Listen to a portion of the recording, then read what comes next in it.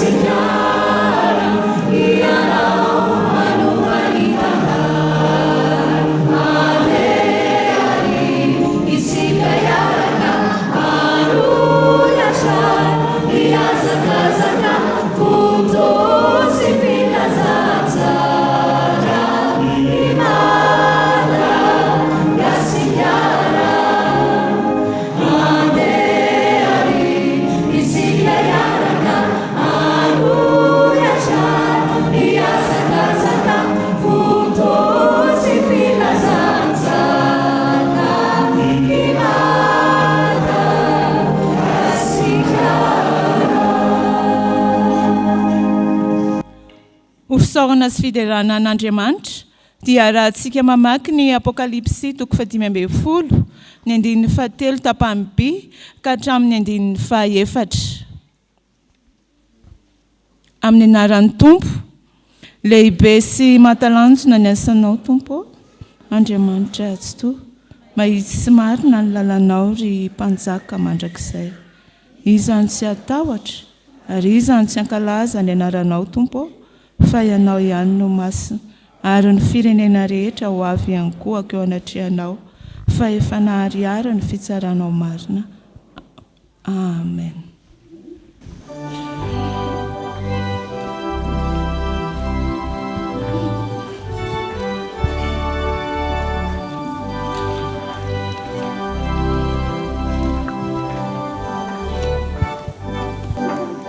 Yeah.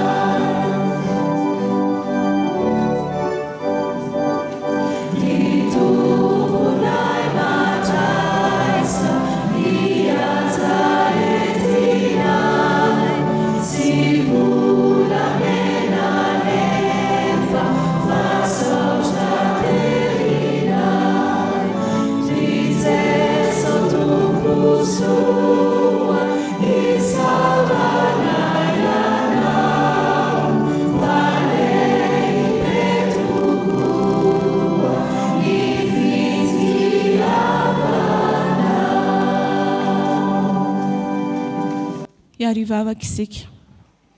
Mankalaza anao zahay ray malala fa taminao ka voataona ka tonga eto tranonao idera sy amin'ny voninahitra anao noho ny fitiavanao sy ny famindraponao aminay zanakao ka nanomezanao anay izao tombonandro anio izao. Misaotra anao izahay fa afaka atsiaro ny ray rehetra ihany koa anio ka ho lehilahy eo ambanin'ny fahefanao Jesosy Kristy. Anio koa no itondranay ambavaka ny sampana vokovoko manga isam-pitandremana indrindra fa neto amin'ity fiangonana misy anay ity. Tompo, atreo ny fanompona rehetra ataonay eto araky ny sitraponao ka vokiso ny zavatsoa avy amin'ny teninao izahay. Dia tario amin'ny fanahinao masina izay nomenao anay tamin'ny alalan'i Jesosy Kristy izay manapaka ny fahefany eo amin'ny fiainanay. Dia amin'ny anaranao Andriamanitra telo izay iray no anaovanay izany vavaka izany. Amen.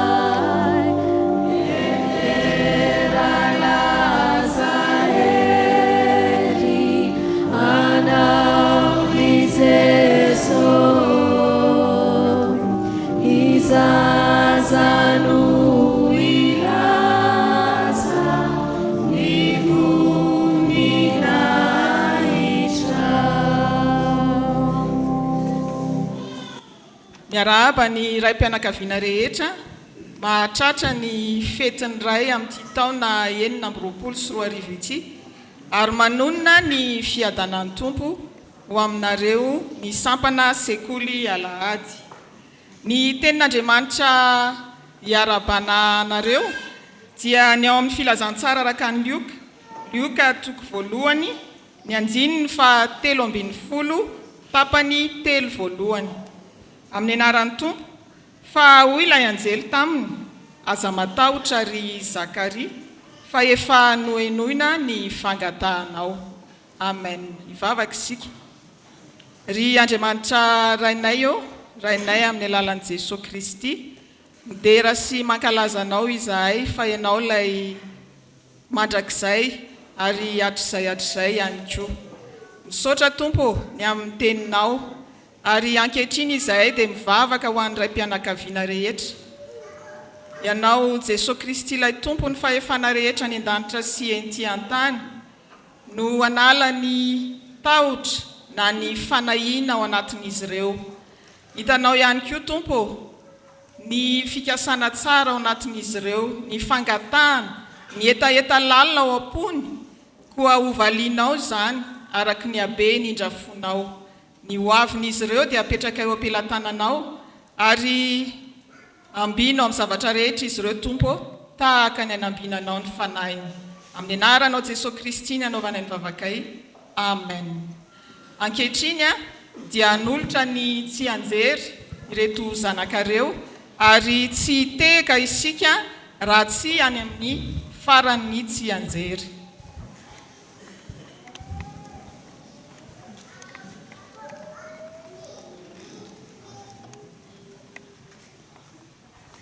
Arabe Norta.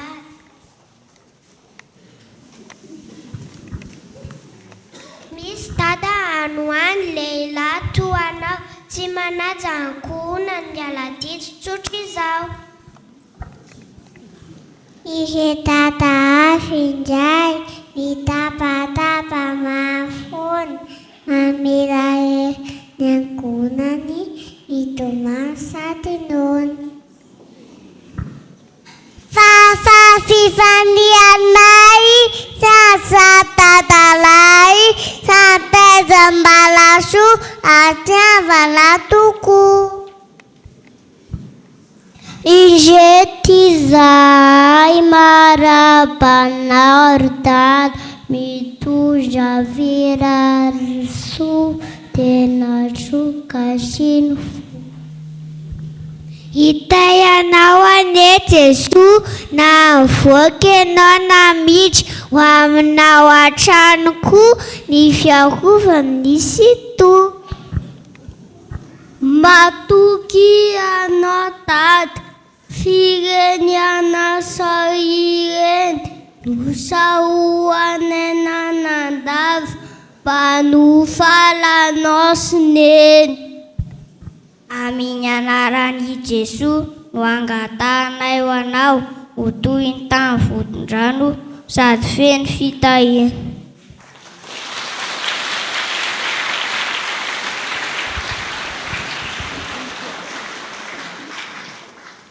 Voninahitra ho an'Andriamanitra irery ihany. Amen.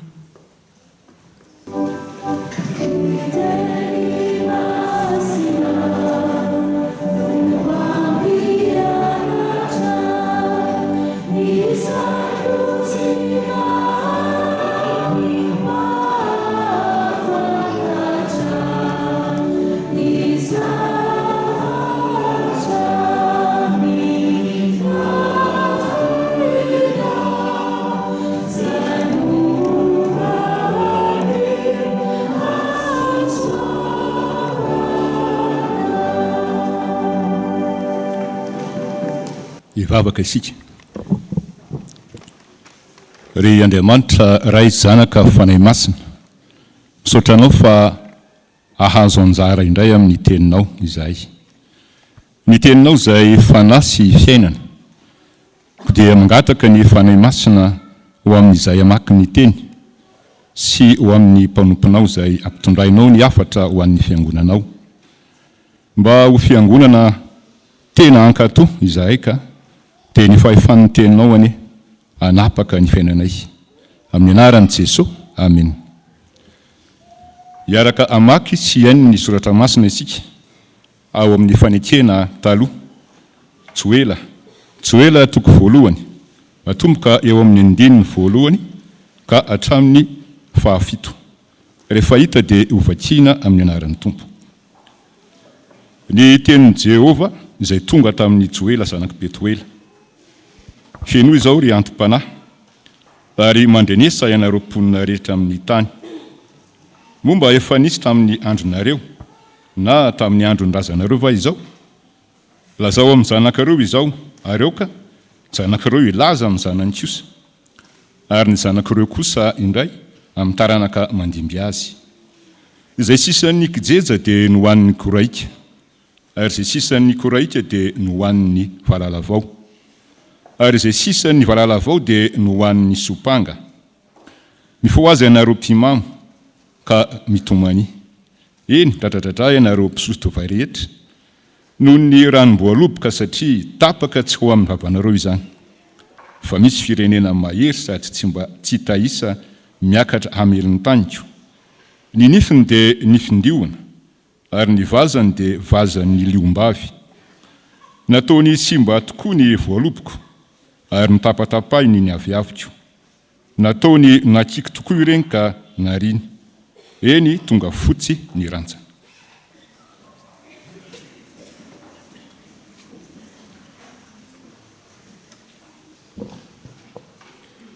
Ho tohizantsika amin'ny famakiana ny soratra masina ao amin'ny fanekena vaovao. Filazantsara araka ny Lioka toko voalohany 9:9 ka hatramin'ny 17. Ary ho farana antsika amin'ny famakiana ny soratra masina ao amin'ny epistily voalohany ao amin'ny Koritiana voalohany toko 9 9:7 ka hatramin'ny 11. Rehefa hita dia hovakiana amin'ny anaran'ny Tompo. Ary no nanao raha mpisorona teo anaty ain'Andriamanitra Zakaria araka ny fifandimbiasan'ny antokony, araka ny fanao amin'ny fisoronana, dia anjarany araka ny filokana ny hiditra ao amin'ny tempolon'ny tompo ka andory ny didika azy manitra. Ary ny vahoaka rehetra ny toetra teo ivelany ny vavaka tamin'ny ora fandoroana ny didika azy manitra. Ary nisy anjelin'ny tompony seho taminy teo ankavanan'ny alitara fandoroana ny didika azy manitra. Ary noho nahita azy Zakaria dia taitra loatra izy ka raiky tahotra. Fa hoy ilay anjely taminy, aza matahotra ary Zakaria, fa efa nohenoina ny fangatanao, ka Elizabeta vadinao dia hiteraka zazalahy aminao, ary Jaona no ataonao anarany. Ary ho faly sy ho ravoravo ianao, ary maro no hifaly amin'ny ahaterahany. Fa ho lehibe eo anatrehan'ny tompo izy, ary tsy hisory divaina toaka, satria ho fenona amin'ny fanahy masina hatrany an-kibon-dreniny aza. Ary maro amin'ny zanak'Israely no ampodiany amin'ny Jehovah Andriamanina. Ary izy andeha eo alohany amin'ny fanahy sy ny herin'ny Eli mba hampody ny fonony iray ho amin'ny zanaka. Ary ny tsy manoa amin'ny fahendren'ny marina, amboatra firenena voahomana ho an'ny tompo. Moa tsy fantatrareo fa ny olona tsy marina tsy mba handova amin'ny fanjakan'Andriamanitra, ary aza mety ho fitahina ianareo fa mipijangajanga sy mimpanompo sampy sy mipakavadin'olona sy ny sodomita sy ny mpangalatra sy ny mpierina sy ny mpimamo sy ny mpanaratsy ary ny mpanao ankeriny dia tsy mba handova amin'ny fanjakan'Andriamanitra. Ary efa mba toy izany ihany ny sasany aminareo, saingy efa voasasa ianareo, efa nohamasinina ianareo, efa nohamarinina ianareo tamin'ny anaran'i Jesosy Kristy Tompo sy tamin'ny fanahin'Andriamantsika. Amen. Ray masino manamasinana amin'ny fahamarinana, ny tendao fahamarinana. Amen.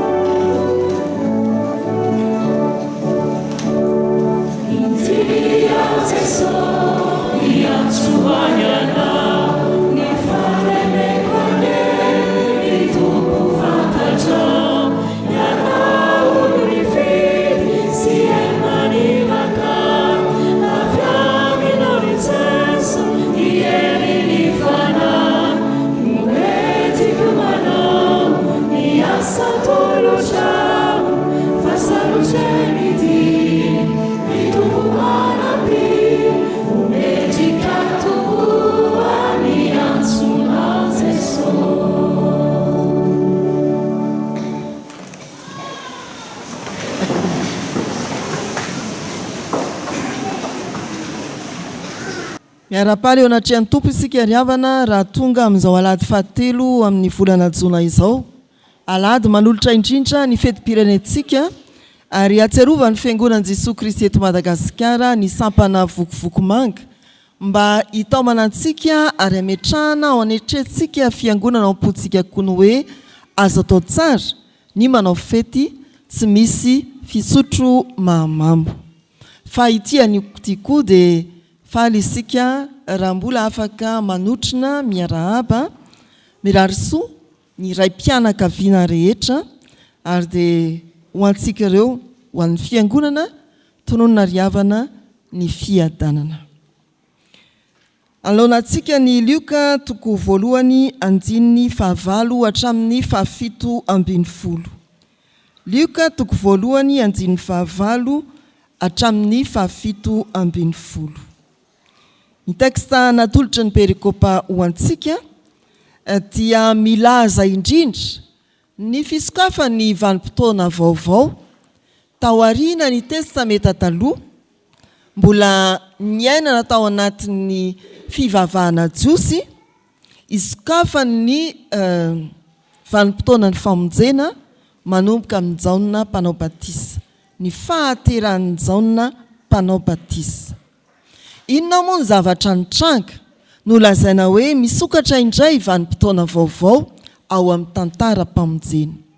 Mandidina an'izao teksta izao dia reto ny zavatra nitranga. Ny voalohany, ny fahanginana ara-panahy teo amin'ny tontolo ny fivavahana jiosy.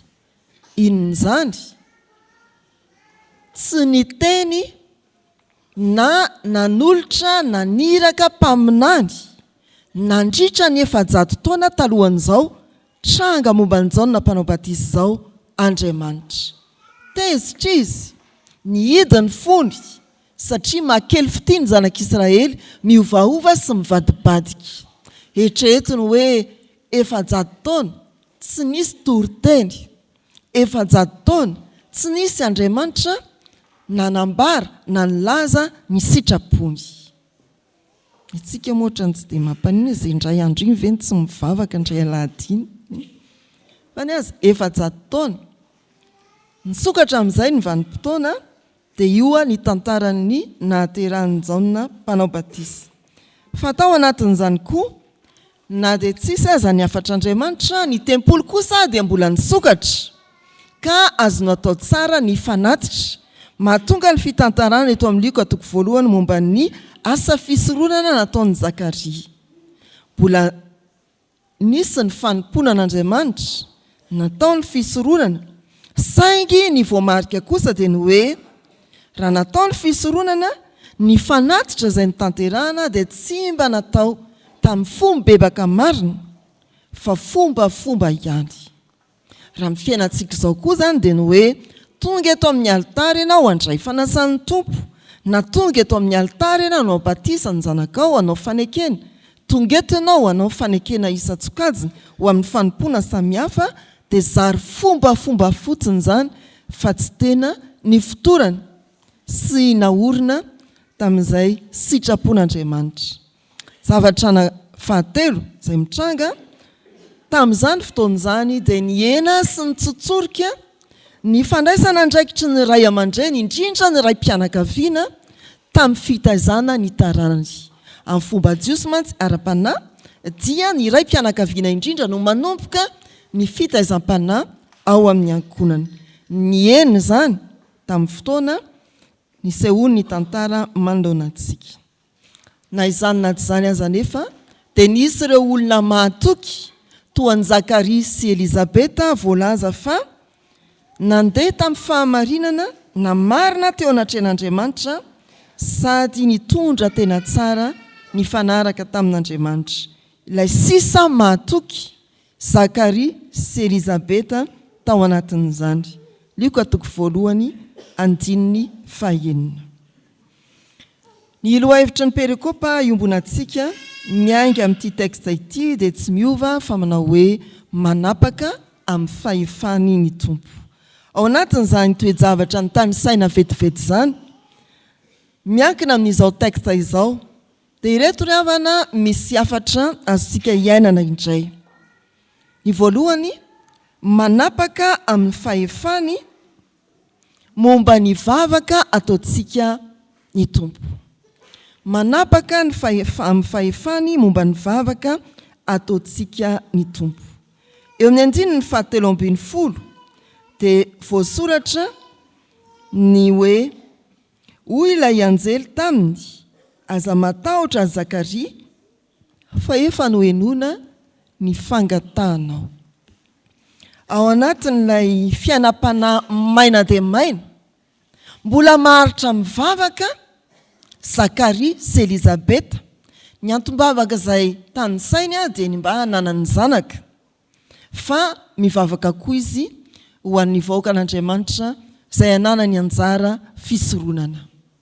Aza matahotra ry Zakaria, efa nohenoina ny fivavahanao. Manapaka amin'ny fahefany momba ny vavaka ataontsika Andriamanitra. Ao amin'ny Isaia 7:1-2 dia misy teny milaza fa tena manapaka ny amin'izany atao hoe amalinana tsy amalinana ny vavaka ataontsika izany ny tompo. Hoy ny soratra masina amin'ny anaran'i Jesosy, Isaia 7:1-2. Indro ny tanan'i Jehova tsy fohy fa mahavonjy, ny sofiny tsy lalo-dalovana fa mahare, fa ny helokareo ny efitra mampisaraka anareo amin'Andriamanitrareo, ary ny fahotanareo no mampiafina ny tavany aminareo, ka dia tsy miaino izy. misy efitra mampisaraka ny eloka sy ny fahotana dia io Andriamanitra hoe vavaka midona amin'ny plafond zany vavaka zany, tsy miaino aho. Manana fahefana ny amin'ny vavaka ataontsika ny tompo. Voatsely sika raha nangataka ny reniny Jacob John teo anatrian'i Jesosy hoe rehefa mby amin'ny fanjakanao ianao dia aoka ny anankiray amin'ny zanako mba ao ankavia, ny anankiray mba ao ankavanana. Dia hoy Jesosy hoe tsy zany manapaka an'izany raha matotia, tsy zany manapaka, fa Andriamanitra ray no manao hoe aviatsy izy na aviatsy izy. Manapaka feno amin'ny valy ny fangatana, amin'ny valy ny vavaka ataontsika ny tompo amin'ny fahefany. Raim-pianakaviana malala, misy fanomezana ngeza be izay tiany ny tompo tononona amintsika raha ny vavaka isika. Ho ny anjely, ho koa ny fiangonana aminao amin'ity an'io ty. Aza matahotra ry dia ny anaranao atao eo, efa noenona ny fangatanao. Aza neka misy raim-pianakaviana mbola tsy nandohalika ny vavaka mihitsy, naneo ny faniriany teo anatrehan'Andriamanitra. Aza neka misy raim-pianakaviana izay antsona hivavaka ka anao hoe mba ataovy aloha e. Na antsona hiary hivavaka dia ataovy ao ny ianareo fa mbola mijery mondial. Ny efatra maraina moa le izy. Fa tsy azo zany fanomezana lehibe tonoho ny anjely zany hoe aza matahotra, efa noenona ny fangatanao. Anio ho antsika, ho anareo raim-pianakaviana, dia tia ny tompo tononona raha feno vavaka ianao. Nahatra tamin'ny fangatana ianao, ninona antombavaka ao? Dia izao, dia hiteny aminao ny tompo hoe aza matahotra, efa noenona ny fangatanao. Raiso fanomezana lehibe ho an'ny raim-pianakaviana feno vavaka, maritra mivavaka, mitaraina andro manalina. Izany teny izany ankehitriny. Manapaka amin'ny fivavahana ataontsika amin'ny fahefany ny tompo. Ny faharoa, manapaka amin'ny fahefany momba ny hoavintsika ny tompo. Raha manohy ny vaky-teny isika dia misy filazana hoe Elizabeta vadinao dia hiteraka zazalahy aminao ary jaona no atao anarany. Ho fary sy ho ravoravo ianao ary maro no hifaly amin'ny fahaterahany. Fa ho lehibe eo anatrehan'ny tompo izy ary tsy hisotro divay natoka sady ho fenona ny fanahy masina hatrany ankibon-dreniny azy. Manapaka amin'ny fahefany na amin'ny hoavintsika ny tompo. Zakaria dia nangataka ary indro izy ahazo zanaka jaona no anarany. Fahasoavana ny hevitra izany. Tsy valim-bavaka no ny fikirizana, fa valim-bavaka no ny fanapahan-kevitr'Andriamanitra manana ny fahefany amaly amin'ny fahasoavany. Efa antitra Zakaria sy Elizabeta fa mbola manana hoavy miaraka amin'ny jaona, zanaka ateraka ao amin'ny fanterana. Manapaka amin'ny fahefana ny amin'ny hoavintsika ny tompo. Elizabeta sy Zakaria mahazanaka, jaona dia ambara fa ho zaza hitondra fifaliana ho an'ny ray aman-dreniny, ho zanaka hitondra fifaliana ho an'ny manodidina. Izay no voalaza eo. Ary anankiray, ho zanaka tsara fitondran-tena, feno fahamasinana, tsy hisotro divay natoka. Hevery tsara ry havana ny hoe ilay raim-pianakaviana, ilay renim-pianakaviana Zakaria sy Elizabeta mivavaka dia omen'Andriamanitra fanomezana afa-ko, zaza feno fahendrena sy fahamasinana, ho feno ny fanahy masina, tsy hisotro divay natoka hatrany ankibon-dreniny. Iza mihitsy zany no tena tsy misotro? Mamany dia ny dadany koa ve? Ry havana malala ao amin'ny sampana vokovoko manga dia misy tetikasa. Ny voalohany dia fisorohana mba tsy handraisana fisotro mamamo sy foka mahadomelina. Tetikasa faharoa izay antom-pisian'ny sampana vokovoko manga dia ny fanampiana sy fanohanana ireo efa voageja na voafatotry ny fisotro mamamo sy ny foka madomelona. Ity manoloana antsika ity ny perikopa eto ambany masontsika dia ilay manampy amin'ny fisorohana. Inona ary ilay fisorohana? Ahatonga ny taranakitsika tsy hisotro divay natoka. Ampiana hoe rongony zava-mahadomelona. Hay, fisorohana lehibe indrindra ry havana dia ny fananantsika ray aman-dreny fiainam-bavaka momba ny zanatsika, mba hahafahany manana ho avy feno fahamasinana, fahafahana mahony tena sy mifetena. Raha tonga eto amin'izao tontolo izao izy mbola tsisy akory fa efa ambarany tompo hoe ho avy jaona izay tsy hisotro divay natoka ary ho fenona ny fanahy masina. Mety hoe mbola tsy manatokantrano ianao zatovo, mbola eo andalany safidy masina. Hoinareo indraindray anaty frankois hoe en train de misafidy zao. Mbola andala misafidy, mbola tsy mieritreritra akory aza angamba. Mety efa miomakomana, efa ataovy antombavaka sahady. Ny amin'izay ho taranakao zay ny Joela novakiana tamintsika teo dia milaza hoe ambarao amin'ny taranakao, ny taranaky ny zanakao, ny taranaka mbola andimby. Miresaka fisotroana eo ambany eo.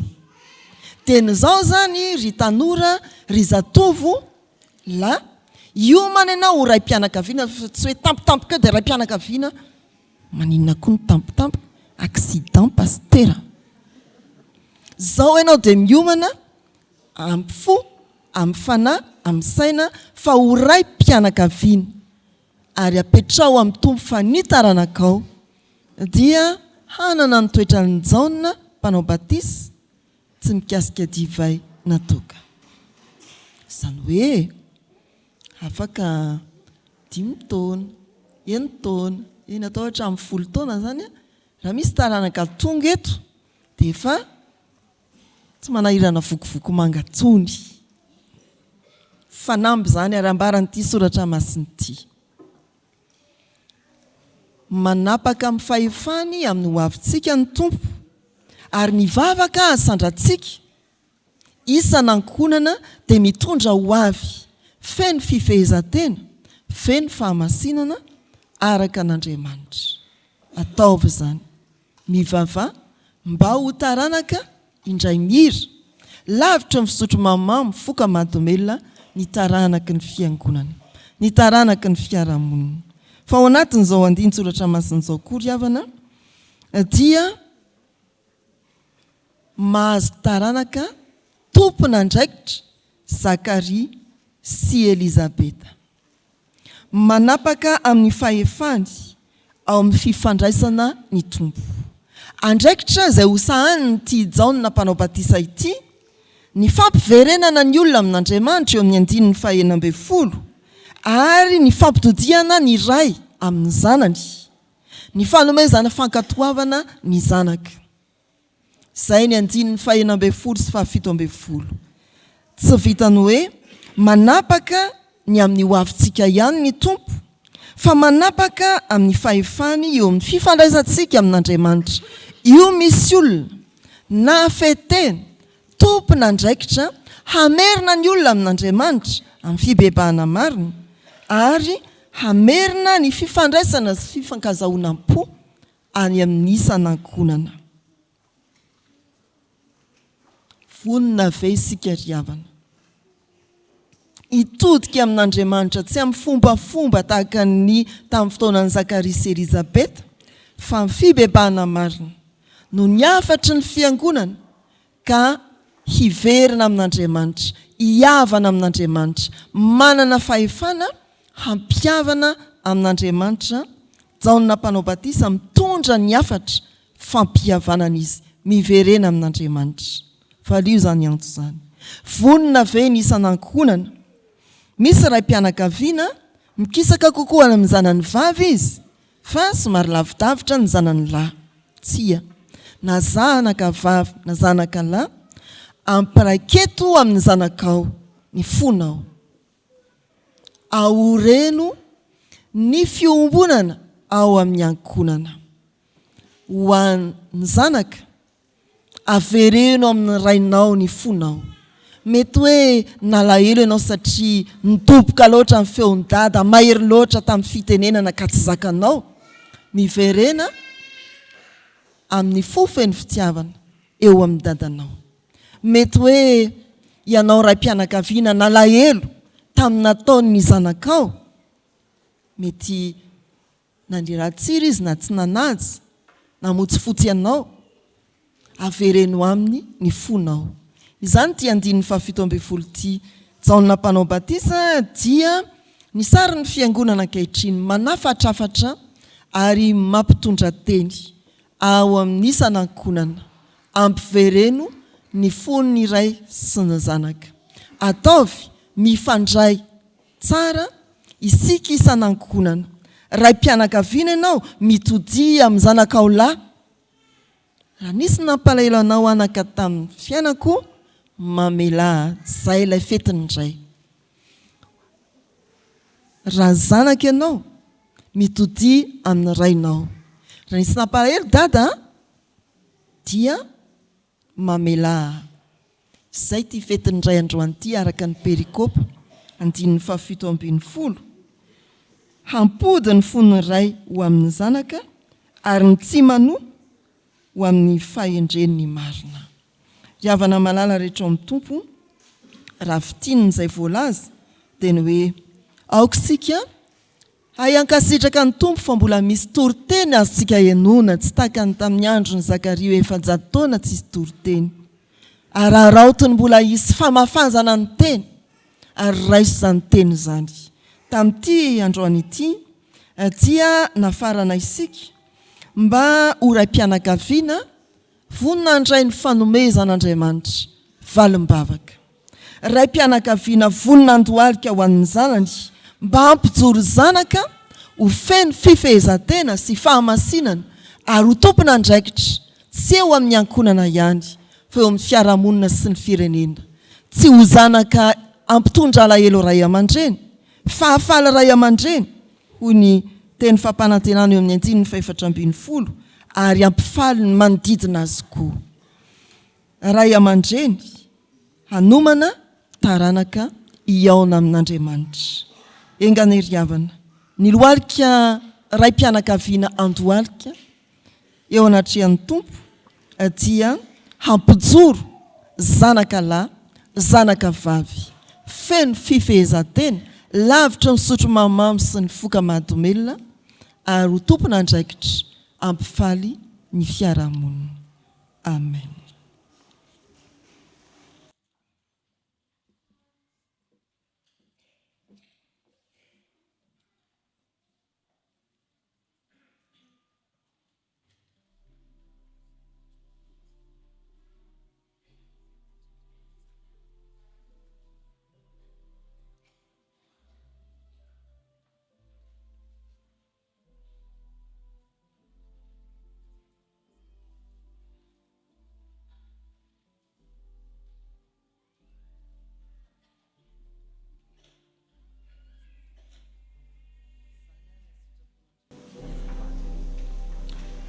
Izany ary ny sitrapon'Andriamanitra dia ndehantsika teny manao hoe sambatra ny mahitsy lalana izay mandeha araka lalan'i Jehova sambatra izay mitandrina ny teny vavolombelony ka mitady azy amin'ny fony rehetra. Amen.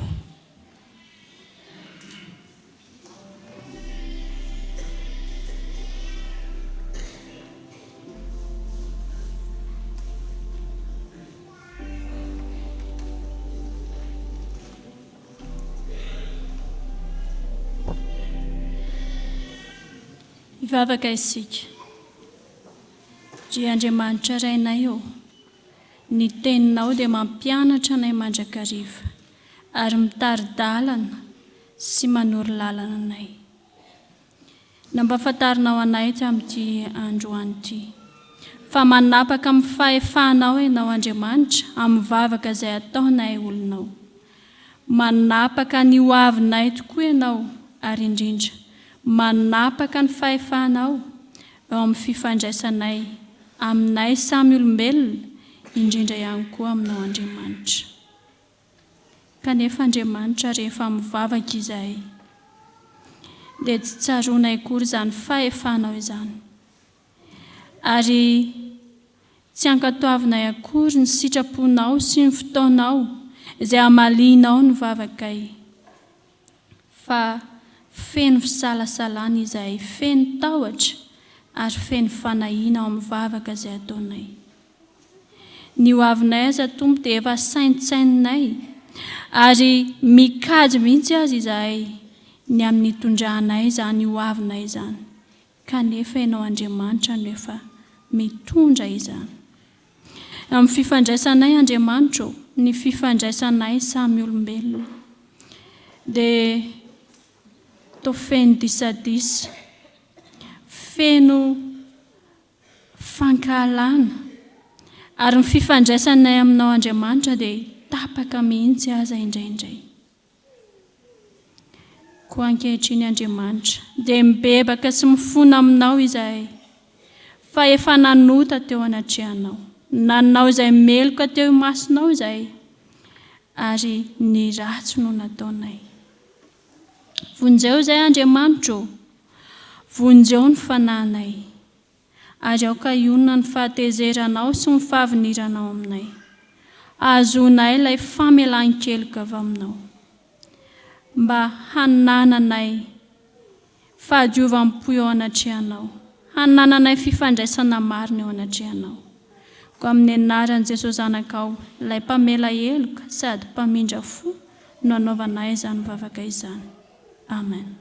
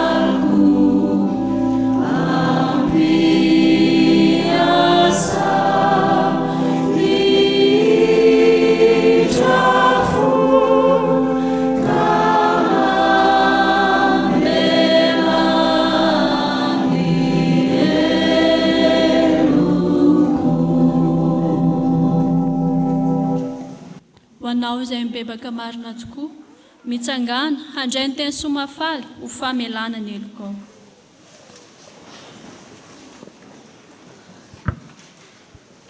Hoy ny Tompo, ary omeko fo vaovao ianareo, ary fanahy vaovao no ataoko ao anatinareo, ary esoriko aminareo ny fo vato, ka omeko fo nofo ianareo.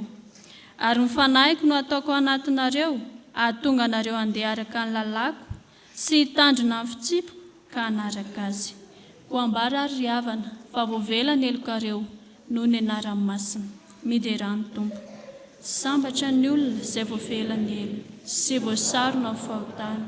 Sambatra ny olona izay tsy sain'i Jehovah elo, ary tsy misy fitaka amin'ny fanahiny. Amen.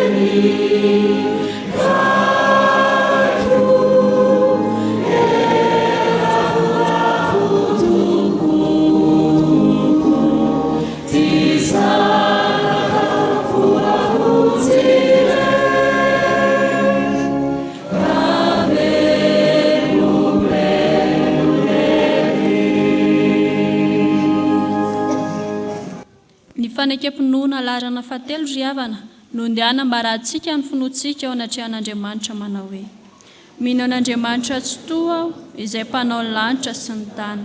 Andriamanitra dia fanahy, Andriamanitra dia fitiavana, Andriamanitra dia manjakatra amin'ny taloha-indrindra ka mandrakizay. Andriamanitra dia mampiseho ny fitiavany antsika fa fony mbola mpanota isika dia maty hamonjy antsika Kristy. Mino an'i Jesosy Kristy izany ilay tokana tompontsika ao. Tonga izy hitady sy hamonjy ny very. Sy fahamarinana ary fiainana. Izy dia tsy miova ho maly sy anio ary mandrakizay. Mino ny fanahy masina ao. Izy no manambara ny fanahy antsika fa zanak'Andriamanitra isika. Fanahy iray ihany nanaova madio antsika rehetra ho tena iray. Ny fandraisana izay ety mandresy toy izao dia ny finoantsika. Tompo ampitombohy ny finoanay. Amen.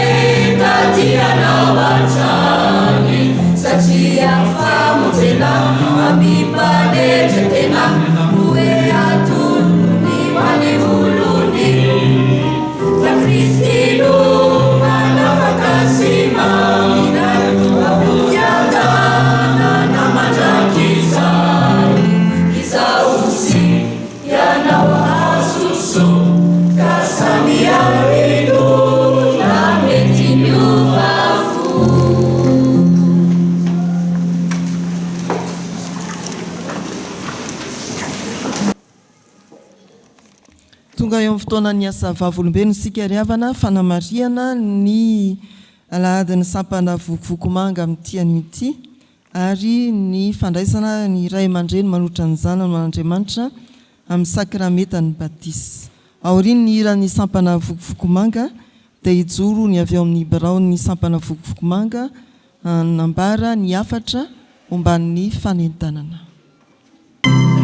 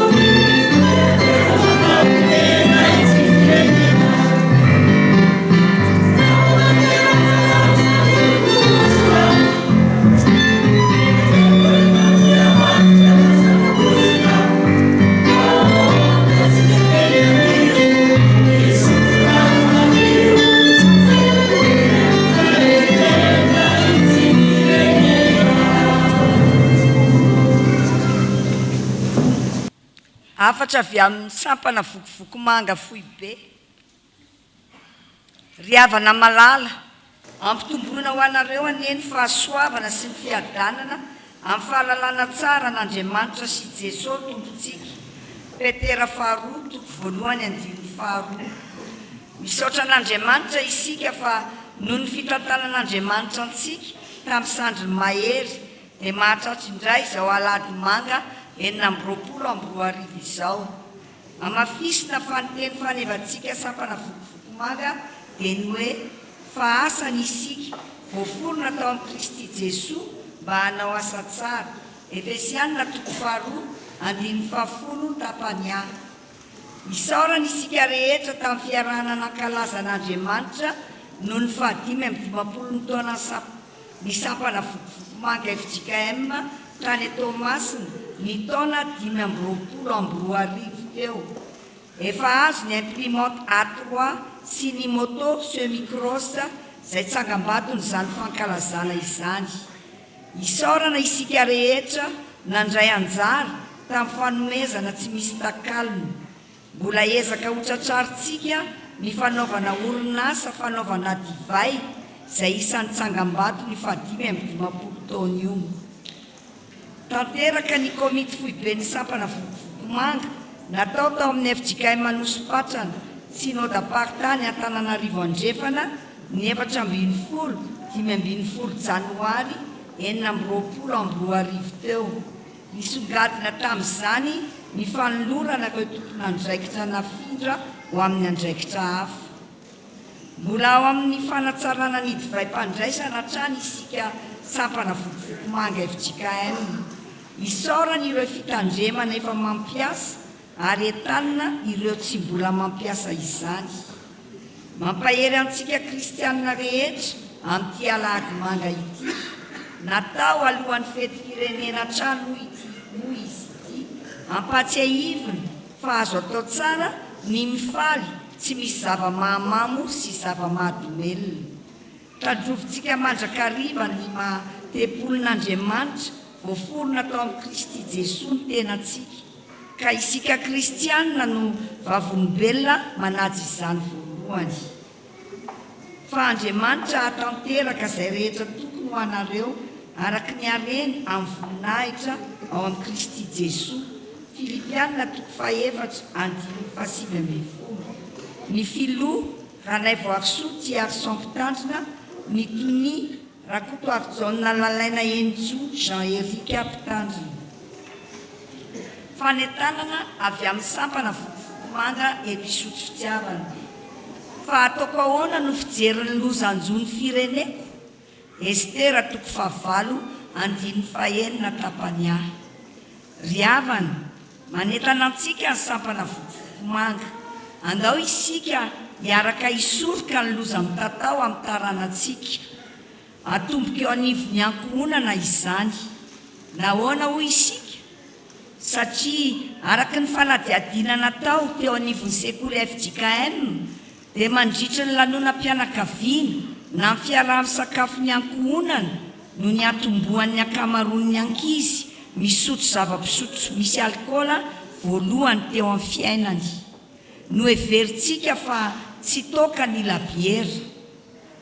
Koa an'io fetiny iray ndeha isika ankalaza izany amin'ny fisotro tsy misy alkôla. Andeha isika anorina taranaka vanina mamokatra tsy simba ny fisotro mahamamo na zava-mahadomelina. Koa antsony ianao na izay efa misotro toka na mifoka sigara sy ny sisa, na ianao tsy misotro na tsy manendry zava-mahadomelina, isika rehetra midira mpikambana sampana vokovoko manga. Fa ao no ifampitaiza sy araka iady sy anohitra ny fisotro mahamamo sy ny zava-mahadomelina isika. Tongava soa amin'ny fivorimben'ny sampana vokovoko manga isaky ny alahady faharoa amin'ny 3 ora. Ankoatrin'io dia misy ihany koa ny fivorian'ny rantsana fanantenana isaky ny alahady hariva amin'ny 3 ora eto am-piangonana. Hoy ny soratra masina amin'ny anaran'i Jesosy. Tsy fantatrareo va fa tepolin'Andriamanitra ianareo ary ny fanahin'andriamanitra ao anatinareo. Korintianina voalohany toko 7:9-10.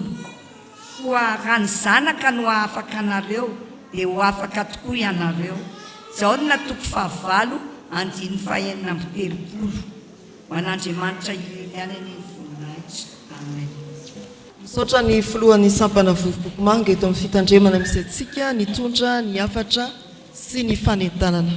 Izao dia mangataka ny mpikambana rehetra ao amin'ny sampana vovokomanga mba hitsangana.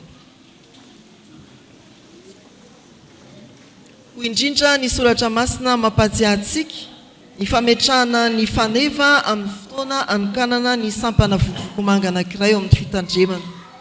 Ny Isaia toko 7:9 sy ny 2:10 amin'ny anaran'ny tompo manao hoe: reponina rehetra amin'izao tontolo izao sy mpitoetra ety ambonin'ny tany, raha misy fanevatsangana eo an-tampon-tendrombohitra dia mijere ianareo. Mivoa amin'ny vavahady, amboary ny lalana alehan'ny olona, asandrato ho avo ny lalambe, esory ny vato eny aminy, manangana faneva ho tazany firenena. Ary hoy ny Efesianina toko 4:10 sy ny 11 fitinina amin'ny hoe: isika tsy mitolona amin'ny nofo-mandrà fa mifana ratsy eny amin'ny rivotra. Ho amin'izao alahady atsiarovana ny asan'ny fiangonana ny sampana vovokomanga izao dia manantitrantitra ny antsoavo atao ny sampana vovokomanga, atao ho antsika ao amin'ny vovokomanga, atsangano ny faneva, azamenatra hijoro ho vavolombelon'ny tompo, fa isika tsy mitolona amin'ny nofo-mandrà fa mifana ratsy eny amin'ny rivotra. Hivavaka isika riavana. Andriamanitra endre ny fifalinay fa mbola ametranao fitokisana lehibe izahay eo anatrehany asa goavana amin'ny fisainan'olombelona, amin'ny fijerin'olombelona, dia niady amin'ny fisotro mamamy sy ny foka mahadomelona, ny fanavotana ireo efa voafatotra, ary ny fiarovana indrindra ny zanaka ny fiarahamonina ny amin'ireny zava mamoehatra ireny. Raisinay ny fitokisanao, mangovotra koa anefa izay satria kely hery tsy ampy fahalalana miohatra amin'ny fidadasiky ny asa sy ny firehatry ny afo ny fisotro mahamamo fofoka mahadomelona ankehitriny. Tompo ho azavelana ho tavela ao anatin'ny tahotra sy ny ovitra ireto mpanomponao sy ny fiangonana manontolo. Amin'izao alahady atsiarovana ny asanao no misampana vokovokomanga izao, dia avaozindray ny hery ny sampana vokovokomanga isan'ambaratonga atao amin'ny Saint-Efjekem, manomboka amin'ny vokovokomanga foibe izay isaorananao ny fahafahana nametraka ireo tompona andraikitra vaovao an'olo ny voatendry amin'ny andraikitra hafa, apetraka eo am-pelantananao ny tompona andraikitra nivon'ny synode apartany, isandrantsanavy ny aty amin'ny fitandremana, indrindra ny fitandremana isoro fitiavana misy anay. Indreo tompo ny birao hitarika izany sampana izany, ny komity izay efa nantsonao koa araka ny sokajiny avy, ary ny mpikambana ny rantsana fanantenana, ireo ray aman-dreny sy ireo rantsana hafa. Tompo amaroa ny mpikambana, miara-milanao ho vonina tsara amin'ny asa tsara tokoa satria nantsonao anao zany asa tsara izany. Dia maneke hiaraka aminay mandra-piavinao Jesoa ary tsy olana eny ny taranaka ifandimy ao amin'ny sampana vokovokomanga. Misaotra tompony amin'ny ahinao ny fiainan'ireo mpanolotenanao ny amin'ny andavanandro asa mandrarana fianarana, dia hiavaka izy ireo satria tahaka ny Jaona mpanao batisa sy mikasika divay nataoko eo mpanatanterahana ny andraikiny. Amin'ny anaranao Jesoa no hanonanay ny vavaka. Amen. Aoka hipetraka ianareo. Androso amin'ny sakramentany batisa isika. Riavana malala ampifaliana no andraisantsika ireto avantsika ireto izay manavao ny fanorantenany sy manolotra ny zanany ho an'Andriamanitra amin'ny alalan'izao sakramentany batisa izao. Eno iary ny teny avy amin'ny soratra masina anorenany fiangonana ny fanatanterahana ity sakramenta ity.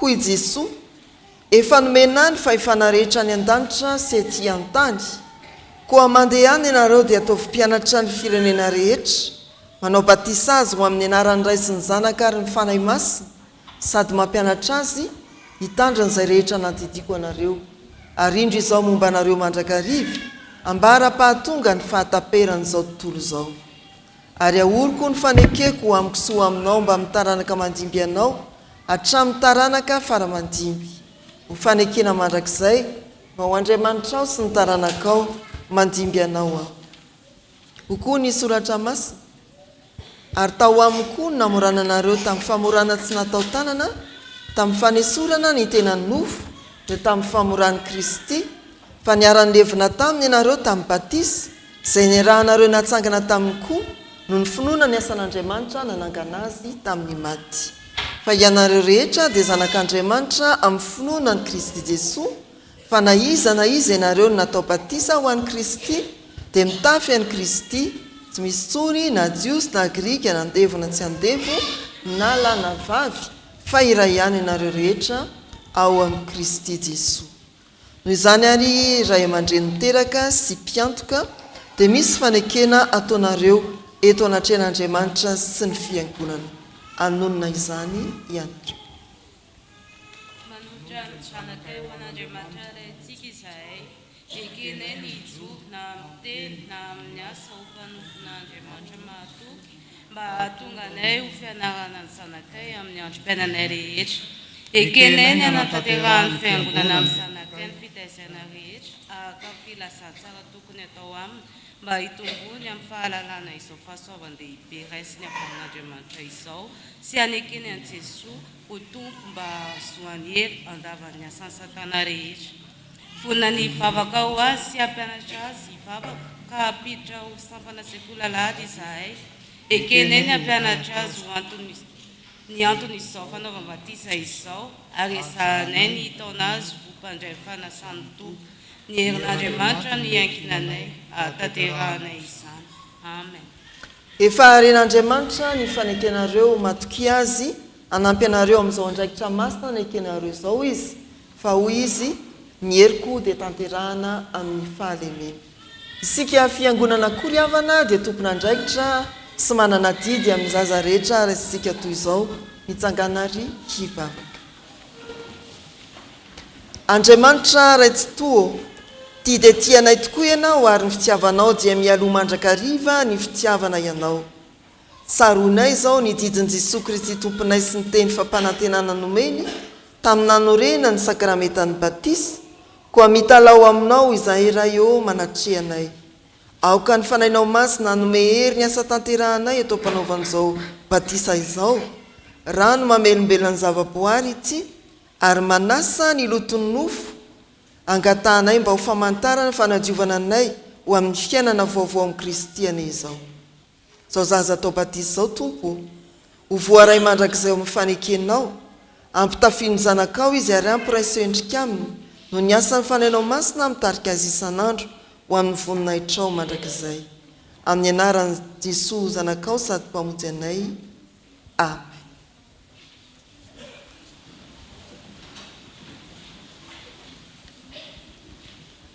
Raha haja ny rina mamin'ny aiko troa. Zaho anaka manao batisanao amin'ny anaran'ny Ray sy ny Zanaka ary ny fanahy masina ho aminao mandrakariva ny Tompo. Amen.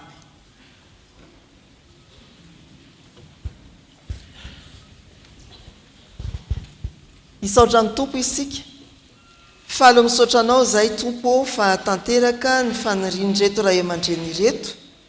Miombinainao amin'i Jesosy Kristy ny Zanany ka isan'ny vahoaka ny fanjakanao Andriamanitra. Ny angatanay fiangonana dia mba hiterizanao izao zaza izao eo ambany fahasoavanao ka mba hampahatra azy hatramin'ny farany ny fivavahana aminao. Ampire ny ray aman-dreny sy ny mpiantoka mba azony manatanteraka fanekena nataony teo anatrehanao. Mba ny fahasoavanao any ny ezaka rehetra ataon'ny fianakaviana sy ny ray aman-dreny ary ny fiangonana amin'ny fitaizana izao zaza izao. Angatahanay amin'ny anaran'i Jesosy Kristy izany. Amen. Izao no fanomezatoky tononona ho aminareo. Aza matahotra ianao fa efa nanavitra anao aho, efa niantso ny anaranao aho ianao. Mandiana ray aman-dreny malala sy ny mpiantoka, dia izao ny zaza hitombo ho an'Andriamanitra raitsika. Amen. Mbola iombona mivavaka isika ry havana. Jehovah Andriamanitra eo, rehefa avy nideranao izahay, dia natoronao anay ny lala tsara tokony hizoranay. Ary indrindra ihany koa Tompo, nomenao anay ny famelan-keloka. Dia ankehitriny izay maneho ny fanoloran-tenanay aminao Andriamanitra indray, fa hivavaka aminao Andriamanitra ary hanaiky ny fahefanao. Hanaiky izahay Tompo, fa ianao no manapaka ny hoavinay manontolo. Ary hanaiky izahay, fa ianao no manjaka sy manapaka ny fifandraisanay aminao Andriamanitra sy aminay olombelona. Koa mangataka aminao ary izay, ho anay kristiana rehetra izao, ho anay eto amin'izao fiangonana isotro fitiavana izao, mba hanaiky ny sitraponao tokoa, ka haharitra sy hiaritra ny amin'izay fotoana hanomezanao anay ny valim-bavaka, handray ampitiavana ny valim-bavaka izay omenao anay. Fa izany Tompo ny fahasoavan-dehibe raisinay avy aminao Andriamanitra. Ary indrindra ihany koa Tompo, hanananay ho avy mamiratra eo anatrehanao Andriamanitra, hanananay ankohonana feno fahamasinana eo aminao Andriamanitra, ho ankohonana mitondra fifaliana sy fanavaozana eo anatrehanao Andriamanitra. Dia angatahanay koa Tompo, izahay kristiana rehetra izao, handray andraikitra, hifady ny ratsy rehetra, tahaka andreo mpanomponao izay nambaranao taminay. Fa indrindra ihany koa Tompo, ahay ampihavana ny manana disadisa, ka ampihavana izany amin'ny samy olombelona, ampihavana azy ireny aminao Andriamanitra ihany koa.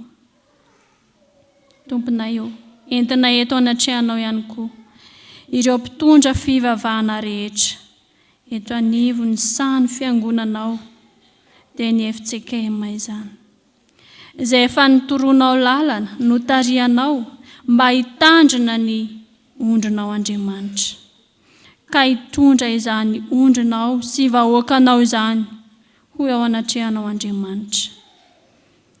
Eo ihany koa Tompo, entinay ambavaka manokana ny ray aman-dreny mpitandrina izay miasa mitarika anay eto amin'izao fitandremana misy anay izao. Ianao la efa nitarika azy sy nanolo-tsaina azy hatramin'izay, no irinay mbola hitarika azy ihany koa Andriamanitra sy hanolo-tsaina azy ny amin'ny asanao izay tanterahany, hampandrosoana ny fiangonanao, hitondrana ny vahoakanao eo anatrehanao Andriamanitra, sy hamerenana ireo vahoakanao, hiverinao aminao Andriamanitra. Eo koa ny ankohonany, taio, satria isan'izay manohana azy ireo ankohonandreo. Taionao ary tafio ny herinao mandrakariva Tompo, ny amin'izany asa mankadiry omenao azy izany. Ary indrindra ho tena tohana ho an'izany ray aman-drenay izany. Fa tsy adinonay ihany koa Andriamanitra ao ny firenenay izay fantatra ao Andriamanitra, fa anjakan'ny aizana, anjakan'ny herisetra, anjakan'ny zava-dratsy maro samihafa. Dia ilay fahazavan'ny tavanao Andriamanitra, ilay herin'ny fitiavanao Andriamanitra no hitoetra amin'izao firenena izao, hanala ny ratsy rehetra ary hanome fahazavana vaovao indray ho an'izao firenena izao. Amin'izao akatoko ny fetim-pirenena izao, fankalazana ny 24 Jona izay nahazona ny fahaleovanten'Andriamanitra, dia entinay ao anatrehanao izany fotoana izany. Eny, ny vahoaka malagasy rehetra izay ankalaza izany fotoana izany, ahatsiaro anao Andriamanitra, fa tsy fefifaliana sy firaviravonay fotsiny nahazona izany andro sy fotoana izany, fa tena avy aminao Andriamanitra, ka hatsiaro hitodika aminao Andriamanitra, hatsiaro hivavaka aminao Andriamanitra ho an'izao firenena izao. Indrindra koa Tompo, ireo mpitondranay, mpitondra fanjakana isanambara tongany avy, mba hatsiaro ambavaka izao firenena izao, ka samy handeha amin'ny fahatsaranao Andriamanitra, samy hitodika aminao Andriamanitra, ary samy hanao ny sitraponao Andriamanitra. Izany Andriamanitra no vavaka tianay asandratra aminao, ary ianao dia manome valim-bavaka ho anay mandrakariva, ko ataonay amin'ny anaran'i Jesosy zanakao izany vavaka izany, izay efa nampianatra anay hivavaka hoe: Rainay izany an-danitra, mamasinina ny anaranao, ho tonga ny fanjakanao, atao anay sitraponao ety an-tany tahaka ny an-danitra. Meanay ny anasaza ho anay, ary mamelana elokay tahaka namelana sy meloka taminay. Aza mitondra anay amin'ny fakapanahy, manafany amin'ny ratsy, hanao ny fanjakana sy ny hery, ary voninahitra mandrakizay. Amen. Misaotra ny mpitantsoratra ny fiangonana nitondra ny tsara ho fantatra momba ny asantsika eto amin'ny fiangonana Riavana. Aorindra eto fanentanana anankiroa reto dia ny voamera ny ankona sy ny fanabeazana no hitondrantsika amin'ny fampitondrana, amin'ny fanamariana ny fahatserovana ny ray mpianakaviana. Efa fantatrareo ny fanentanana voalohany fa fitinina amin'ny teny anankiroa hoe azatara. Aona tsara? Azatara tsony amin'ny fanompoky vavana. Mbola nisy 20 tsika teo ny tratraoriny, dia mba tsy hiverina tsony hoe indre fa amin'ny heriny dia mbola ianao ihany no hita hoe tratraoriny. 12 niditra tato dia ny 7 niditra viato. Tadidiko reny amin'ny heriny a. Dia aseho eto daholo izay tara amin'izay fotoan'izay. Mety ve? Samy ezaka isika Riavana hanaja an'Andriamanitra amin'ny fotoana hifanomezana. Mihoatra n'izay fotoana hifanomezanao any akafakafany dia samy hitondra fanajana lehibe an'Andriamanitra isika izay tonga aloha antsika eto hiara-manomboka sy hitarika antsika amin'ny fampovavana toy izao. Ny faharoa dia ny amin'ny tafika masina. Misaotra ny Tompo vita soa rehefa tonga eo anatrehan'ny biraon'ny fitandremana nitatry ny tafika masina, nataontsika fiangonana tany amin'ny faritry ny FJK Mamarivotry tamin'iny herinandro lasiny. Izao kosa io volana Jolay miditra io dia ho any amin'ny sodaparitany Ambovombe Kristy Ranovelona laharana fahafito isika. Sodaparitany miara-mandroso amin'ny sodaparitany Antananarivo Andrefana misy antsika, ary ny anjarantsika any amin'ny sodaparitany io dia fiangonana anankiroa, ny fiangonana Naviavy izay fantatsika tsara fa nahorintsika isolo-fitiavana tamin'ny fotoanandro, misy ny mpitandrina Antso telo mianaka hiantoantsika ny fivelomany isam-bolana. Ny faharoa kosa dia ny FJK Mamahabo izay efa nanirahana mpitandrina, ny mpitandrina fandresena. Teo aloha izy io dia niarahantsika niasa tamin'ny misionera avy amin'ny SECAF, fa efa tonga fiangonana ka entina mpitandrina ankehitriny. I FJK Mamahabo amin'ny sodaparitany laharana fahafito io ary no andehanantsika fiangonana amin'ny tafika masina manomboka ny 9 Jolay hatramin'ny 20 Jolay. Tsara ny mampahafantatra antsika fa io FJK Mamahabo io dia 700 kilometatra manodidina eo miala eto Antananarivo.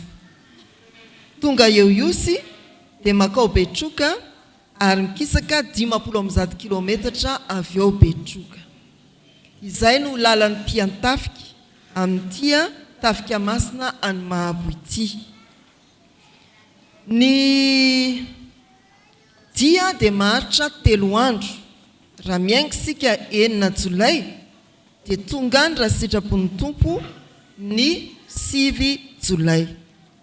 Manomboka ny atrikasa tafika masina ny 10 Jolay hatramin'ny 12 Jolay ao Mahabo, fa mitoy eo amin'ny efijegema kely vao sady mitody isika zany hoe manatrika ny fanokanana ilay fiangonana tsangapa toy ny 20 taona fa 5 taona ny sodapartany Antananarivo andrefana efijegema kely vao izay manatombotra anybetroka efa mitodo aty Antananarivo rehefa izay aoriana ny 12 jolay dia 13 jolay le fitokanana fiangonana latsinainy io andro io aoriana io dia miainga indray ny mpiantafika todohody raha sitrapony tompo dia ho tonga soa eto ny 19 jolay ireto ariavana ny antso atao ho antsika fiangonana voalohany dia ny amalitsika ny antson'ny tompo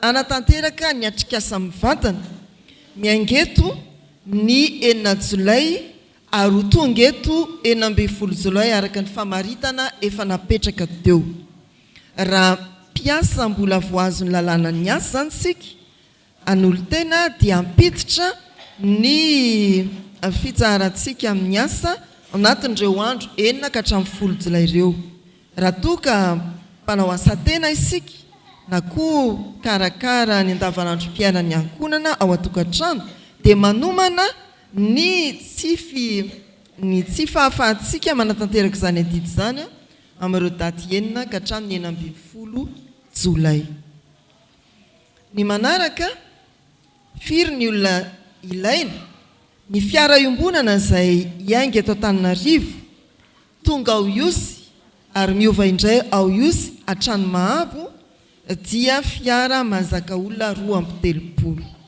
ity tena ianao hoe izany entana 2 ao anatin'ny 10 andro be zao fa izay ny ilana vavaka riavana ilananao indrindra koa akoatran'izay fanoloran-teny izay inona no mbola atao ireo mpanoloteny ireo dia hotoanantsika misy miala avy amin'ny tahirin'ny fiangonana araka ny teti-bolo fa misy kosa andrasana fanohanana amintsika arak'izay mety ho fahafahantsika araka ny fanentana hoe ny asa tafika masa dia tsy any mpiantafika irery ihany fa antsika fiangonana manontolo koa izay tsy mandeha dia manome ny teti-bola n'izao tafika masina izao riavana dia manodidina ny 150 tapitrisa ariary ary ny 7 tapitrisa ariary dia ny sarandalana mandrozo sy miverina ny fanafody kosa dia mitotaly 1,400,000 ariary satria ity tafika masina ity dia tafika masina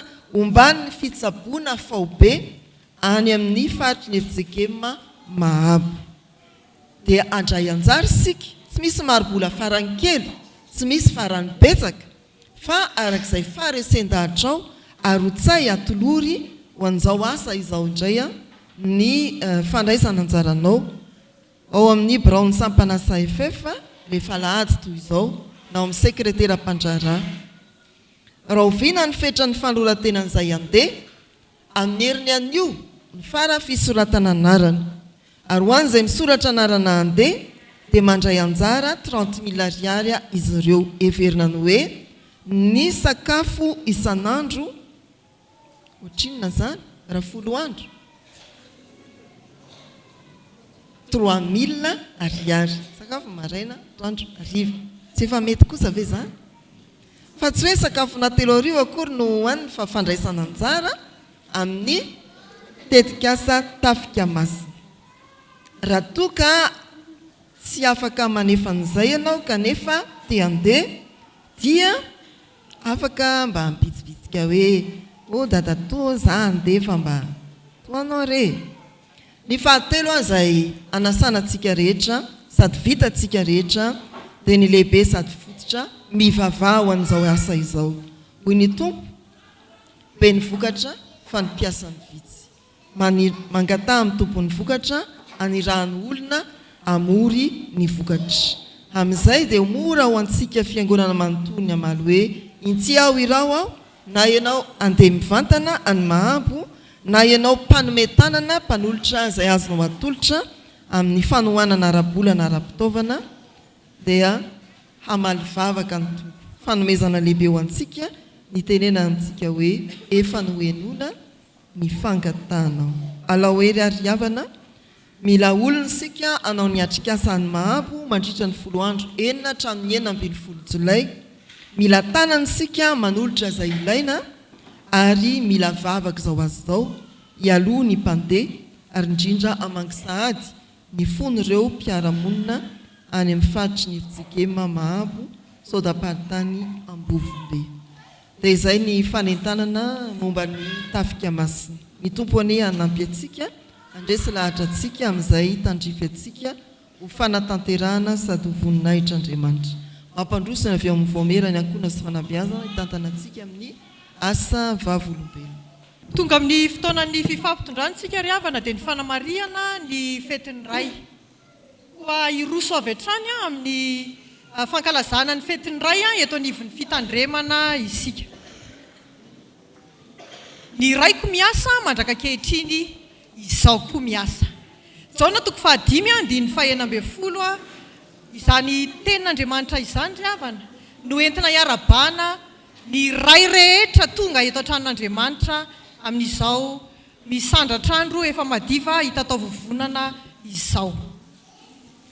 Ny ray tokoa mantsy no andriankinana sady fanomezana sosarobidy ho an'ny ankonana sy ny fianakaviana.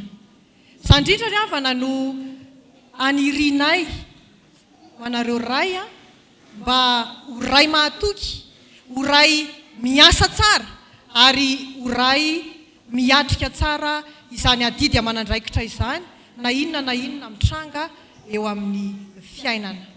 Ny afatry ny teny izay indraminay aminareo dia ny hoe ho tahina izay olona matoky an Jehova, izay manana an Jehova ho tokony. Jeremia 7:7. Anamarika izany fetin'ny ray izany isika. Koa fifaliana ho an'ny fiangonana manontolo ny manolotra fanomezana kanto dia kanto ho anareo ray rehetra tonga eto an-tranon'Andriamanitra amin'izao fotoana izao. Ka izao ny fandaminana. Ianareo ray dia hitsangana eny am-pitoerana eny ihany. Dekona vehivavy mitsikitsiky mavitribitrika manolotra fanomezana ho anareo eo am-pitsanganana. Ary rehefa mahazo nareo dia mipetraka avy hatrany sady falifaly ihany koa. Ndao ary mavitrika isika rehetra. Feokira ny mpitendry zava-mameno no andravaka izany rehetra izany.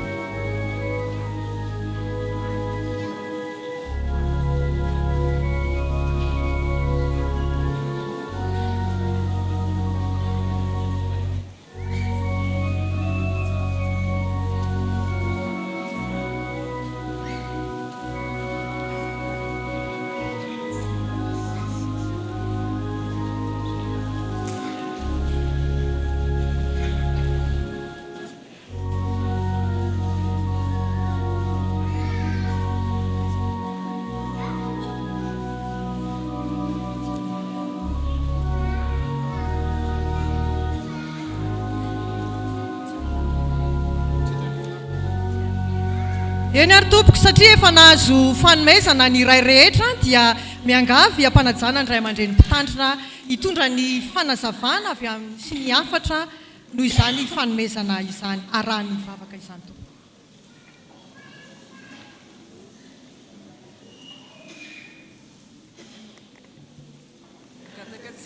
Mangataka anareo ray mpianakaviana rehetra mba hitsangana. Azony eny an-tananareo ilay fanomezana ho an'izay nanokatra moa mahafinaritra efa hoe anaovany sahady ilay izy nefa mbola tsy tetika karaoty akory. Mety anontany koa isika hoe dia ataoko inona ary ity izao. Izany lakozia izany ohatra ny adresy tsy fandihanako mihitsy. Fa manomboko izao ny hevitry ity voalohany indrindra dia hoe raha mpianakaviana malala afaka miditra an-dakozia koa ianareo manampy ny reny mpianakaviana fa ny soratra masina izay voarakitrao izay tsy hafa fa efa natolotra ny reny mpianakaviana ihany dia mampatsiahy voalohany indrindra fa zanak'Andriamanitra ianareo ray mpianakaviana zanak'Andriamanitra ahoana hoy soratra masina ny raiko miasa mandraka ankehitriny zaho koa miasa tsy kambody ianareo fa manana Andriamanitra ray ary zanak'Andriamanitra amin'ny alalan'i Jesosy Kristy. Ny faharoa hiasa ho tompona andraikitra amin'ny fotoana rehetra amin'ny trangan-javatra rehetra ary tsy handa na hitsaoka didy ianareo ray mpianakaviana manomboka amin'ny fitaizana sy fanabeazana ary tonga amin'ny fifaliana miaraka amin'ireny taranaka nomen'Andriamanitra ireny amin'ny fanomezan'Andriamanitra valim-bavaka teo amin'ny fikirizana amin'ny fitaizana sy ny fikolokoloana. Ny raiko miasa mandraka ankehitriny zaho koa miasa. Zaho natoko 5:7-7. Fa misy andiny soratra masina mbola anovonana n'izany. Voalohany fiarabana araka ny Romanina toko 1:7 ho aminareo ny fahasoavana sy fiadanana. Ny faharoa firarintsoa araka ny tsodrano fandretsika nomeri toko 9 manao hoe hitay ianareo ny tompo hiaro anareo. Ny fahatelo dia firarintsoa mba homban'Andriamanitra anareo amin'ny lalana rehetra andehananareo. Ny Josoa toko 1:7 aza matahotra na mivadi-po Jehovah Andriamanitra momba anareo amin'ny alehanareo. Ary ny farany dia fampaherezana amin'ny fanompona an'Andriamanitra iombonantsika eo amin'ny sahany Efjekema amin'izao taom-piasan'izao manao hoe maefa be mandrakariva amin'ny asan'ny tompo. Korintianina 1:12 andininy 9:20. Ho ray mpianakaviana ravan'ny fahasoavana sy ny fiadanana ary hamira-piratany voninahitr'Andriamanitra sy ho arovany. Ho ray mpianakaviana atsiaro ny fitantanan'Andriamanitra amin'ny fotoana rehetra, fanohanany amin'ny fotoana rehetra. Ho ray mpianakaviana azoto bebe kokoa sy ahefa bebe kokoa amin'ny asan'ny tompo. Hivavaka isika ry havana. Andriamanitra indre ny fifalinay fa afaka manatanteraka izao fampitondrana sarobidy izao ho fanajana ny anankiray amin'ny didinao masa manao hoe manajana irainao sy ny reninao mba ho maro andro ianao ahita soa amin'ny tany izay omeny Jehovah Andriamanitra ho anao. Misaotra koa ny amin'ny afatra be dia be nampipainao ity fotoana manokana ity ho an'ny ray mpianakaviana ary matoky izahay fa omenao azy ireo ny fanahy masina izany mitahiry ny teny izay nampitondraina, ny teny izay nozaraina. Omenao azy ireo ny fanahy masina ahafany mifikitra aminao ary matoky anao eo am-panatantarana didy sy ny andraiky ny tsirairay avy na ato amin'ny fiangonana na eo amin'ny asa ary indrindra ny amin'ny ankonana. Mangataka aminao izahay mba hamango ireo tratriny tsy fahasalamana amin'ny ray mpianakaviana. Mangataka aminao izahay mba hampahery ireo mety kivy sy sahiran-tsaina noho ny fahasarotana eo amin'ny asa mandraharaha fivelomana. Maniry indrindra izahay ry tompo mbola hampanjakanao ny fiadananao amin'ny isan-tokantrano misy azy ireo tsirairay avy. Eny tompo mangataka aminao koa ho an'ireo ankonana mety mahatsiaro fahabangana amin'izao fotoana manokana izao. Ho fenonao Andriamanitra ray ane ny fahabangana ary mbola azo toky izy ireo satria tena zanakao Andriamanitra ray ilay miasa mandraka ankehitriny. Dia aoreny ny finoan'ny fiangonana mba hahafahan'ny fiangonana mampahery sy mampiorina ny finoana izao reto ray mpianakaviana ireto. Mivavaka ao an'ireo tsy tonga koa izahay mba ho vanginao amin'ny fifaliana araka anao Andriamanitra izy ireny amin'ity fotoana ity. Ho anao ny dera, ho anao ny laza, ho anao ny voninahitra ny amin'izay valim-bavaka hatolotra ho anay amin'ny anaran'i Jesosy Kristy. Amen.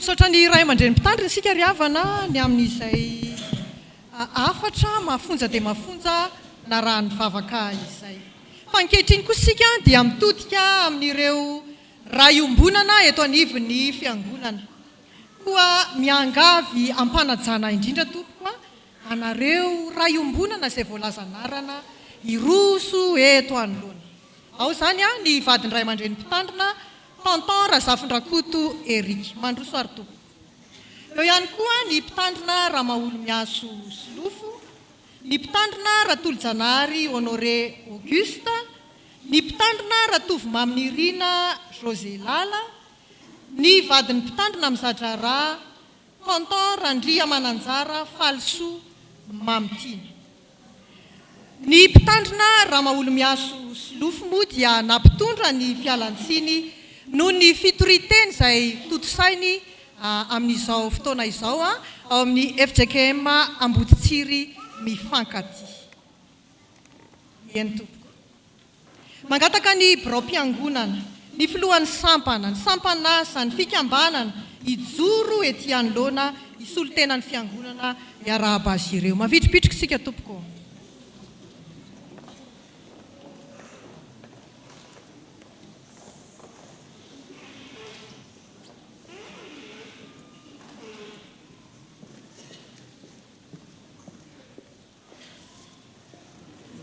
rehefa miantrana ety anoloana ireo filohan'ny filoha isa-tsampana ireo dia miangavantsika fiangonana ihany koa hiara hitsangana ho mariky ny fiombonantsika ao anatin'izao fifampiarabana izao sambatra izay rehetra matahotra an' Jehova dia izay mandeha amin'ny lalany fa hoaninao tokoa ny asan'ny tananao sambatra sady ambinina ianao Salamo 7:20 andiny ny voalohany sy ny faharoa zany tenin'Andriamanitra izany no isantaranay ny fiarabana sy ny firaretsoa anareo rayombonana eto amin'ny fitandremana misaotra anareo manokana izahay tompoko satria mahatsiaro anareo izahay satria anareo ny toy ny sanga soloa mpitarika anay ho amin'ny fahitsiana araka ny filazantsara ho toa aminareo mandrakariva eny voalazan'ny soratra masina izay mandrisika anay amin'ny asa tsara manao hoe matoki an' Jehova ianao ka manaova soa dia onona amin'ny tany ianao ka ho faly amin'ny fahamarinana Salamo 7:30 andiny ny 1 ary ho fanampin'izay tompoko dia hoy izay rehetra hoe koenga neny ray mba hiasa ampitiavana andatena aneo finiavana ho tsara fanahy adio fo mpitaridalana toa an' Jesoa araka izany ary dia isy anankiray aminay hitondra ambavaka vavaksika ry havana ry Jehovahandriamanitra tsara indrindro midera sy mankalaza ary manome voninahitra anao hatrany izahay manoloana ny fahamasinanao ny fiandriananao lehibe ary ny voninahitrao rainay mandrakizay ianao ary rainay amin'ny alalan'i Jesosy Kristy koa isaoranay ianao ny amin'ity andro anio ity izay andro natokana hiarabana ireto ray aman-dreny am-panahy eto anivon'ny fiangonana isotry fitiavana tondram-bavaka izahay ho an'ny vadiny mpitandrina eto amin'ny fitandremana isotry fitiavana sy ny ankohonany ary koa ho an'ny vadiny mpitandrina mpanampy sy ny ankohonany isaoranay lehibe anao tompo ny fijoroan'izy ireo sy ny fanohanany mpitandrina eo ampanatotosana ny adidy sy andraikitra masina izay sahanina koa tolory saina sy fahendrena mandrakariva amin'ny alalan'ny fanahy masina izy ireo ary omeo fahasalamana hatrany ho ray mahery ray ny finoana hatrany ene izy ireo manaraka izany ihany koa tompo dia mitondram-bavaka izahay ho an'ireo ray aman-dreny am-panahy ny tandrina ny fandimby teto amin'ity fiangonana ity ianao Jesosy Kristy no hitahy sy kolokolo hatrany azy ireo eo ampanatotosana ny asa masina izay mbola fanohizana ny fitoriana ny filazantsara anao izany no vavaka sandratray aminao ry Andriamanitra ray zanaka ary fanahy masina. Amen. Eny tompoko tantely fanampiny ihany ka dia fifaliana ho an'ny fiangonana manontolo ny manolotra mari-pitiavana ho anareo. Toy izao no fandaminana ifampitsinjovana amin'ny fotoana iomen-dalana ireto ray aman-dreny tariny biro-piangonana ireto dia ho farana ny voamerany ankonana sy fanabeazana izany fanolorana fanomezana izany. Dia mahazo toerana isika ry havana.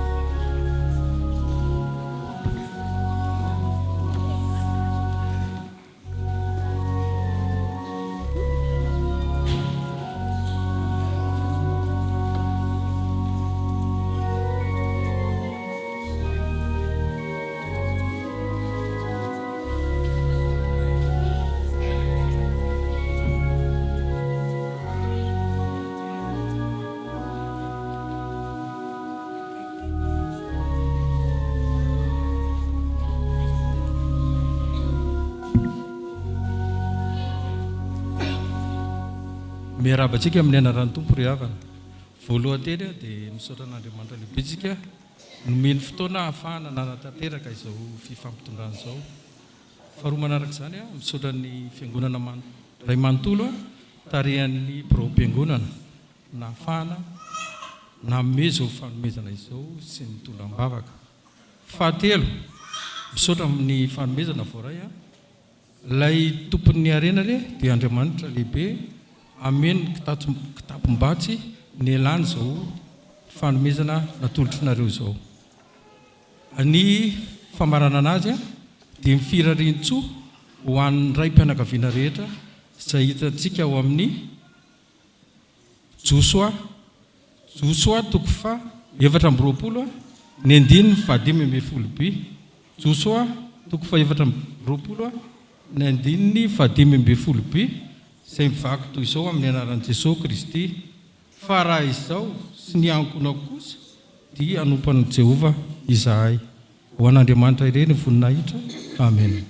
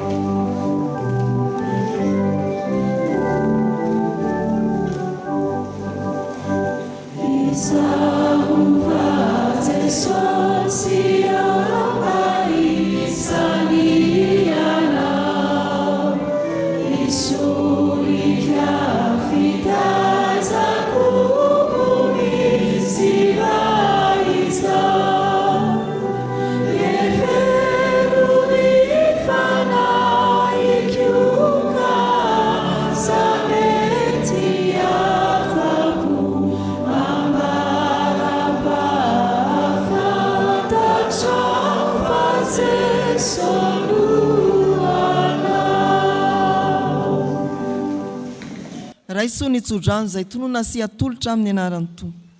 Andriamanitra ny fiadanana ny amasina anareo samy ho tanteraka ka aoka harovana avokoa ny fanahinareo sy ny anareo ary ny tenanareo ho tanteraka tsy anatsiny amin'ny fiavian'i Jesosy Kristy tompontsika.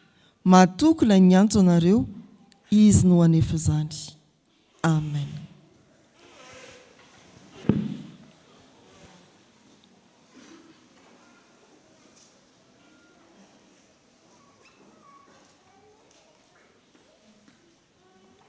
Ho an'Andriamanitra irery aniny ny voninahitra.